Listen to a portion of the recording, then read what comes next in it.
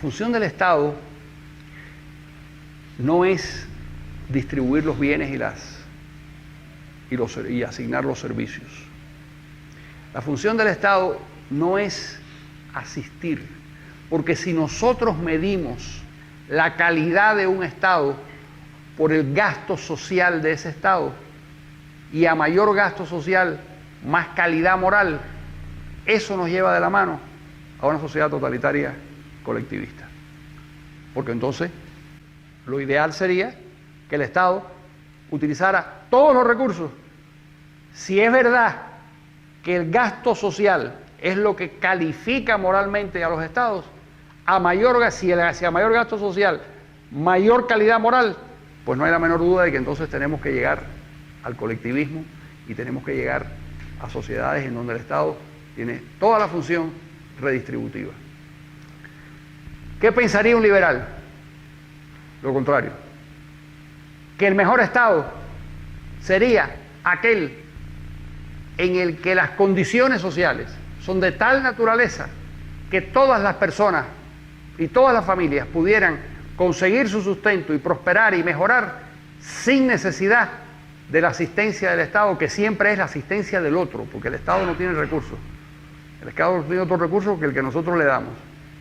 Ese es el mejor Estado. Y desde el punto de vista moral, ese es el Estado que genera más riquezas, que nos convierte en protagonistas de nuestras propias vidas, que no nos pone límites a nuestro alcance y que efectivamente, es verdad, se logran y se consiguen desgraciadamente, o se producen, y si no desgraciadamente, se producen desigualdades, pero la esencia de el progreso, y esto suena a veces extraño, la esencia del progreso es la desigualdad, no la igualdad. ¿Cuándo progresan las sociedades? La desigualdad no surge como consecuencia, o no debe surgir, a veces pudiera, pero generalmente no surge como consecuencia de un diseño malvado de un grupo de la sociedad, sino como consecuencia de la aparición en cualquier sociedad de clusters, de grupos que por alguna razón empiezan a generar una cantidad de riqueza o de belleza, lo que pasó en el Renacimiento italiano en ciertas ciudades de Italia. ¿Por qué de pronto en el Silicon Valley, en California, poco a poco se fue creando un grupo de generadores de riqueza y de ciencia y de tecnología que acabaron llevando al país en una dirección? ¿Qué convirtió a Bill Gates en el más desigual de los seres humanos del planeta, porque es el más rico del planeta? Su inventiva, su creación. No le quitó el dinero a nadie, no le metió la mano en el bolsillo a nadie. Esa desigualdad fue la consecuencia de su trabajo, de su inventiva, del esfuerzo de esos 4 muchachos que en un garaje, los 4 míticos muchachos que en un garaje comienzan un esfuerzo empresarial en un tipo de sociedad hospitalaria con esas actividades. En todas nuestras sociedades surgen todos los días un Bill Gates que se queda en la indigencia y en la oscuridad como consecuencia de que no tenemos instituciones y no tenemos sistemas crediticios y no tenemos sistemas de leyes que protejan la actividad de esos Bill Gates que surgen en nuestras sociedades. Pues no es un fenómeno genético ni mucho menos, es sencillamente un fenómeno de hospitalidad cultural y social con el fenómeno del desarrollo.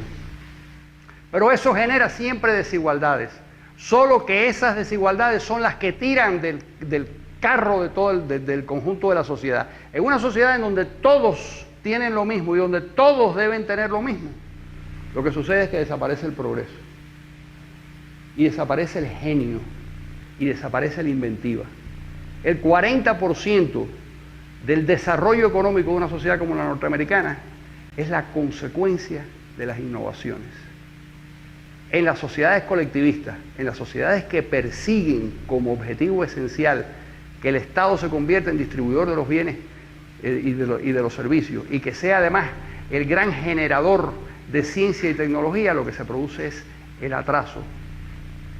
Lo que se produce es el fin de la innovación. Los científicos son relegados a... ¿Por qué? Porque no pueden soñar, porque no pueden crear riqueza. Cuando crean riqueza, cuando persiguen sus sueños, cuando hacen las cosas en las que creen.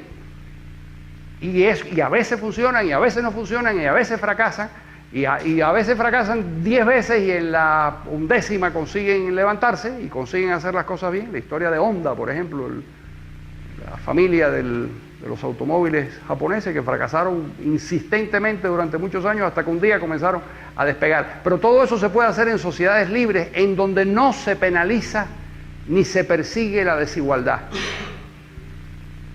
Porque la desigualdad finalmente es la consecuencia de la desigualdad que existe entre todos nosotros.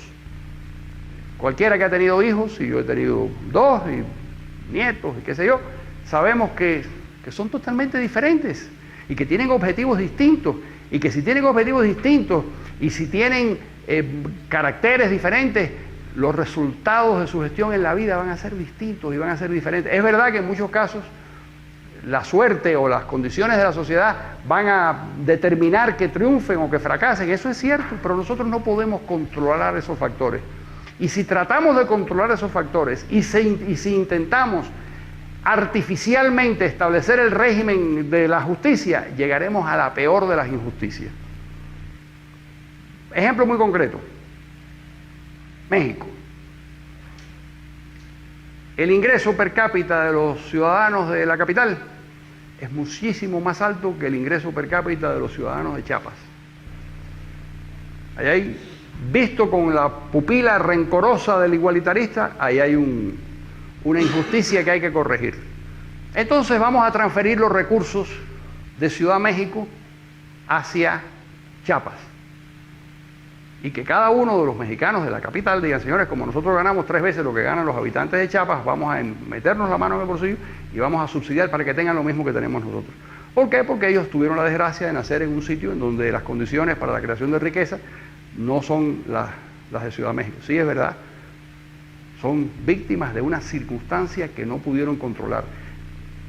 El mundo es desigual, las personas son desiguales, los grupos humanos, las regiones, todo eso produce desigualdad. Si artificialmente aparece un grupo que se decide a corregir todas esas desigualdades, vamos a llegar a la locura de asignarles a 4 o a 400 o a 4.000 funcionarios y comisarios la responsabilidad de jugar a Dios y de hacer lo que no ha hecho el mercado y de hacer lo que no ha hecho la historia. Esa responsabilidad, cuando se la asignamos a estos funcionarios, el resultado, la consecuencia de todo ello es el empobrecimiento colectivo. Sin embargo, y vuelvo al tema de donde partimos,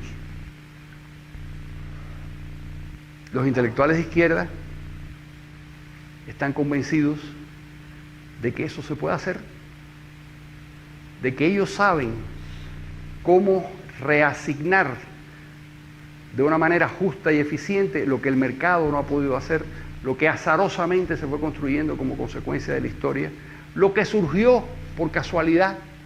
La casualidad puede haber sido que aquí había petróleo y no lo sabíamos y empezó a surgir de pronto, y esa fue la casualidad.